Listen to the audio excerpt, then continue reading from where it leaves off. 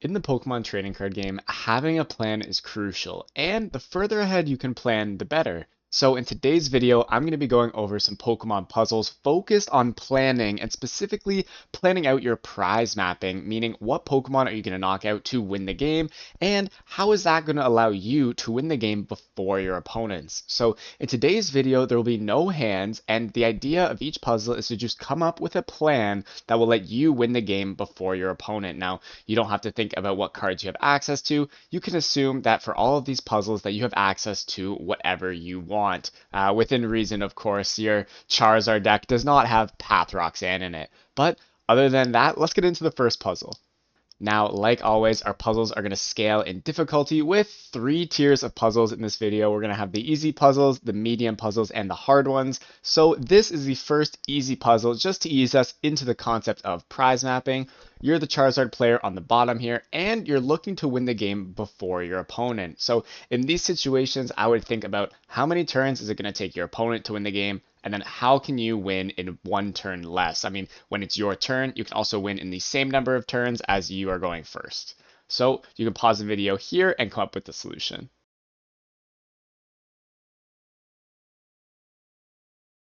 Alright, this one was pretty straightforward. All you had to do was knock out this Rotom, you'll go down to 2 prize cards, and then assuming your opponent takes a 2 prize knockout, now that might be a little annoying and kill your Pidgeot, but on the last turn of the game, as long as you have a boss's orders, you can bring in this Pidgeot and win the game before your opponent. Now, our first puzzle was an example of thinking 1 turn ahead, but in this puzzle, you're actually going to have to think more turns ahead than that. So the question here is, how are you going to win the game before your opponent? In this situation, you're playing Roaring Moon Mirror, and you're the player on the bottom having the privilege of going second. So how are you going to plan to win the game before your opponent? You can think about how many turns it's going to take them to win, and how you can win faster.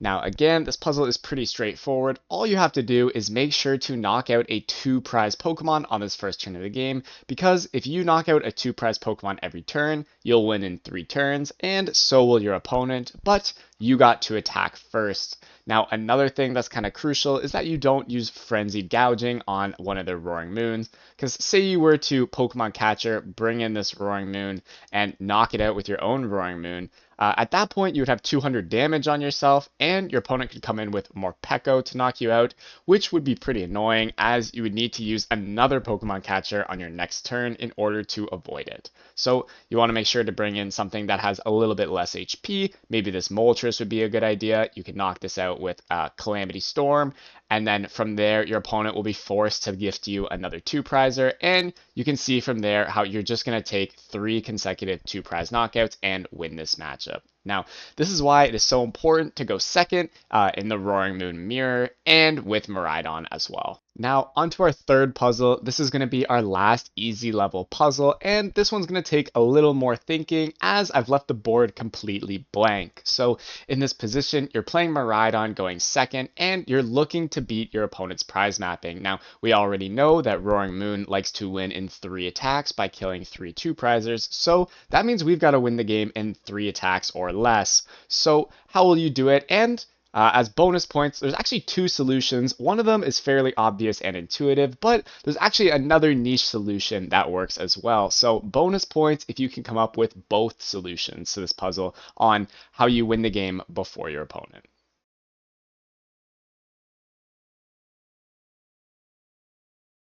All right, so the first way we can win before our opponent here is to just use Iron Hands. So say you get your Iron Hands out, power it up with a bunch of energies. You can Iron Hands, knock out this Morpeko, and you go down to 4, which puts you on pace to go for a 2-2-2 prize mapping, as your opponent will have to keep bringing in new 2-prizers to knock you out. Now, alternatively, if, say, you weren't able to get to the Iron Hands play, maybe you prized all your Iron Hands or something, what you could do here is use Raikou or really any Pokemon and knock out this Morpeko. And at first glance, this seems really bad because your opponent's going to win in 3 attacks, and you need to kill 3 V Pokemon to win the game as well, right? Actually, no, because you can use Iron Hands later in the game to kill the Squawkabilly. So say you, I don't know, draw your Iron Hands off the prize or are able to set one up later. Maybe you need like a Flaffy in play, and then you can get your hands going, bring in the Squawkabilly. I amp you very much. So say your opponent maybe knocked out this Raikou, they go to 4. Then you can come in with the Iron Hands and knock out the Squawkabilly, going down to 2. And as you can see pretty clearly in this position, you are ahead. So nice little bonus solution there for all of you savvy players. Now moving on to the medium level puzzles. These puzzles are still going to be fairly straightforward, but they're going to require an additional level of thinking. So in this puzzle, I want you to plan out your entire game, how you're going to draw your 6 prizes, and as an added part to this puzzle, I want you to think about what Pokemon you're going to use to take each of those prizes. Now, your opponent, you can assume that your opponent is going to play a pretty standard Gardevoir game, so they're going to be like Mirage Stepping on their next turn and then attacking on turn 3. So you want to think about how you can lock up this game and actually guarantee the win in 3 attacks. So you can pause the video here and come up with a way to win in 3 turns.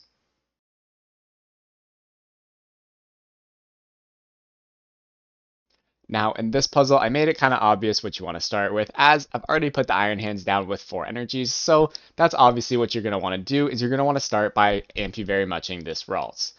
Now, your opponent's playing Gardevoir, so they're not really going to do much. They're just going to Mirage Step and set up their board, and you're going to get to very much again. However, what you want to think about at this point, and even before this if you can, while you're playing your turn 1, is what you're going to do once this Iron Hands dies. Now, for example, you're going to use very much here, and go to 2, and now your opponent gets to play the game. They're going to start using Refinement and pull off some combos. So a couple things you have to think about is potentially that they could attack with Gardevoir EX. Now, Iron Hands can't knock out a Gardevoir EX very well, and the other thing they could do is they could just knock out this Iron Hands. So you can actually set up somewhat of a pseudo checkmate here. Now, it's not exactly perfect, but what you're going to want to do is set up some energies. You can put one on your Raichu and a couple on your Iron Hands, and then you're going to have your Flaffy down. And from this position, what you're going to look to do is if your Iron Hands dies to like an Arcana, you can come in with the second Iron Hands for your last 2. Or if your opponent decides to attack with Gardevoir EX, you can go for a big Raichu play. And another bonus point for this puzzle, if you thought this far ahead, is that you really want to have an extra energy on your Flaffy as well, as annoying Gardevoir players love to counter catcher this into the active. And if there's no energies on it, you could face something like counter catcher on your Flaffy, Iono, set you down to 2 cards, and then use Scream Tail, for example, to knock out your Squawkabilly. And if you aren't as big a sack as I am, and you don't hit Peony off this Iono, it can get very awkward very quickly. Now that we've done some puzzles with Miraidon and Roaring Moon, which are considerably easier decks, we're going to start moving into some more complicated board states, but we are still on the medium difficulty here. So we're going to be playing Charizard against Tina, and we're going to be looking to map out our last 5 prizes. Now, not only does it matter which Pokemon you knock out, but it also matters the order that you knock them out in. So from this position, just think of the order and Pokemon you want to knock out, and you can imagine that you have any resource available to you within reason.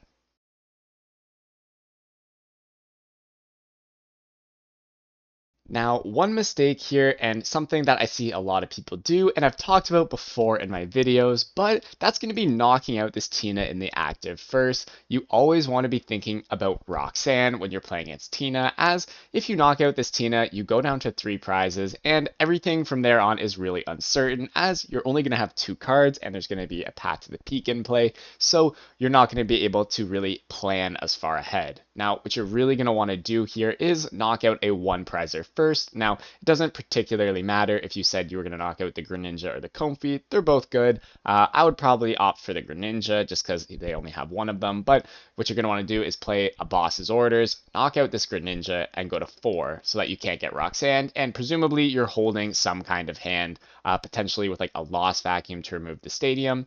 And then maybe your opponent does something like Requiem your Charizard, and you can come in with a new Charizard, set it up, and knock out this damaged Tina. Now, if they attacked with the clean Tina, you're going to probably want to use a boss's orders in order to take out this damaged one, and we're going to knock this out and go down to 2 prize cards from here. Then at this point, you're just going to need to take a knockout on this last Tina. So whether that means you have to two-shot it because your opponent isn't taking prizes, or if your opponent has been taking prizes and are poised to win the game, maybe they do something like loss impact your Rotom or loss impact your Pidgeot, for example, and they actually go down to 2. Well, now we can just knock out this last Tina in one shot for game. So you're really going to be wanting to look to avoid Roxanne against Giratina with basically any deck you play, but especially these decks that are very vulnerable to Roxanne Path. You do not want to be running into that on 3 prizes. You really want to go from 4 to 2 to 0. All right, and our final medium difficulty puzzle, I'm going to show Mew VMAX some love. Now, I played this deck for a long time, and anyone who is a Mew VMAX enjoyer should be able to solve this one pretty quickly, as it utilizes one of the most important strategies of the deck. But you're playing as Mew here, and if your Mew VMAX dies on the next turn, you're going to lose the game. But there's actually a way around this, so let me know, what is the prize mapping here? What are you going to knock out? How are you going to do it? And how are you going to make sure that you win the game before your Charizard opponent?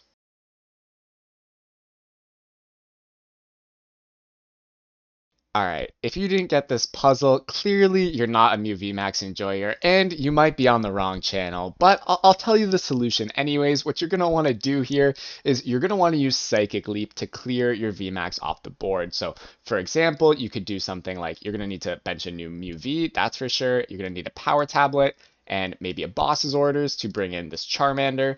And from this point, you can use Psychic Leap and shuffle your Mew VMAX into the deck. Now, there's a bunch of other things you can do, which are all really just bonus points. Things like putting down a Box of Disaster or an extra energy.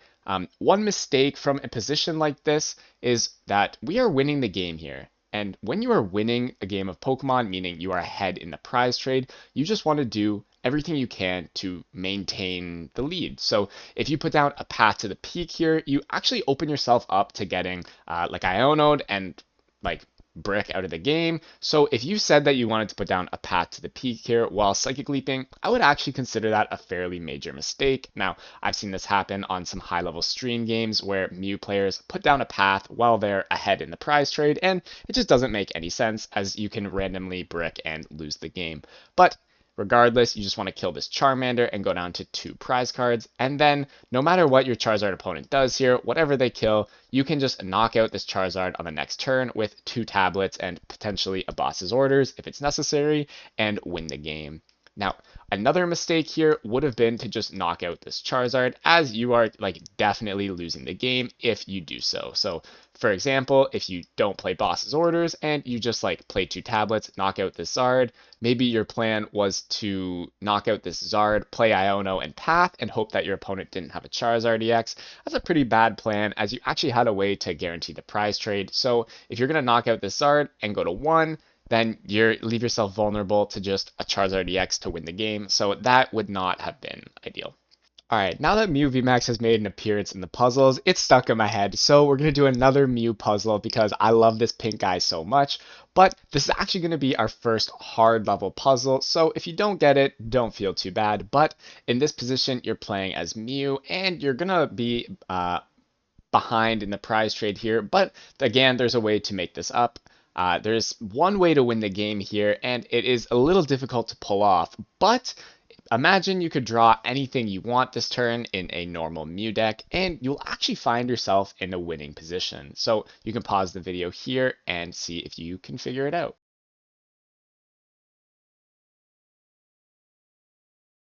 Hopefully you guys learned from the last puzzle that the most busted part of these Mew VMAX decks is this little guy here and Psychic Leap.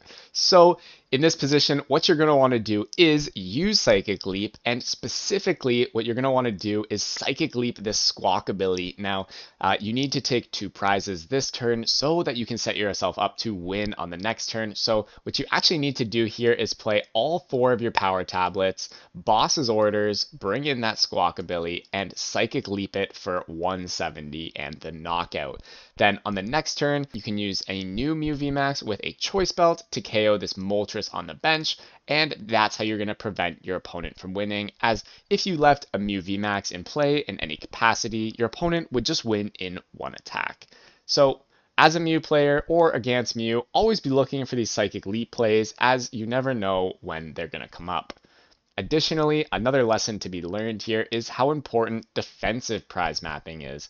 This means that you're not only thinking about what Pokemon you're going to knock out to win, but you're also thinking about the Pokemon your opponent is going to use to win and how that interacts with your strategy. Because if you have too many liabilities on your board, or you realize you're ahead versus behind in the prize trade, you're going to want to adapt your strategy. And in our final puzzle of the video, we're going to get some C-Pow action in here, as I know everyone loves this deck. So in this position, you're actually playing Tina. Sorry if you guys wanted to play as Chien-Pao, but you're going to be playing as Tina here, and you're going to be looking to line up your last 4 prize cards. So the things I want to hear you guys think about are, what Pokemon are you going to attack with? What order are you going to knock your opponent's Pokemon out? And what do you think your opponent's going to try and do in order to win the game? And how can you adapt your strategy to try and prevent that? And additionally, one more thing that I forgot to mention is that your opponent's Iron Hands and both of their Super Rods are in the discard pile, so you don't have to worry about Iron Hands for this puzzle.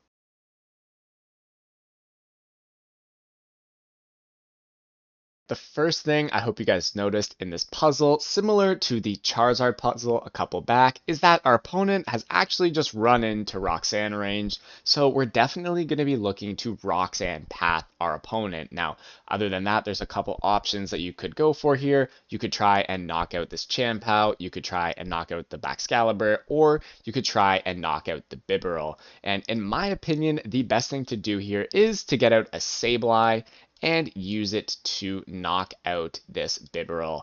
And then in addition to this, you can use Roxanne Path to limit your opponent's options. Now that you've also limited their draw power, they're really going to struggle against this. And our opponent really wants to knock out the Giratina V-Star on the bench in order to win in 2 attacks, meaning they want to kill like this Tina V-Star and then like any of our little squishy Pokemon. They could even kill those with like Baxcalibur or something. So what you're going to want to do from here is, of course, you kill that Bibarel, and then presumably they knock out this Sableye. And what you're going to need to do is use another 1 prizer here in order to make it as difficult as possible for your opponent to kill this Tina. Now, this could take a couple different forms, but I think the easiest way to do it here is to Super Rod your Sableye back and like get another Psychic Energy on it, bring it up, and kill this Frigibax. Additionally, you could use like a Cramorant and a Boss's Orders, but it's a little worse, so hopefully this was part of your solution. You can knock out this Frigibax, go down to 2 prizes, and then from here it's pretty obvious that we're just going to want to knock out this Chien-Pao with Giratina V-Star for our last 2. Now, of course, we would lose the game if our opponent somehow had like Cross Switcher, 6 energy. I don't even know how this would be possible off this Roxanne, but of course you could get sacked somehow, I'm sure, but usually that's not going to happen. So I hope you guys enjoyed this lesson on prize mapping and planning out your turns. Let me know in the comments down below if you liked the style of puzzle, which is a little more open-minded and doesn't involve any hands, discard piles, or deck content, as I find it a little difficult when I'm showing you guys all this information, and some of you have said that you get a little overwhelmed, and some of you have said that you want even more information, so I tried to keep these ones a little broader. Let me know in the comments down below what you guys thought and what you guys want to see next. Don't forget to like the video if you enjoyed it, and make sure to subscribe to the channel so you don't miss any of my uploads in the future. Other than that, I'll see you guys in the next one.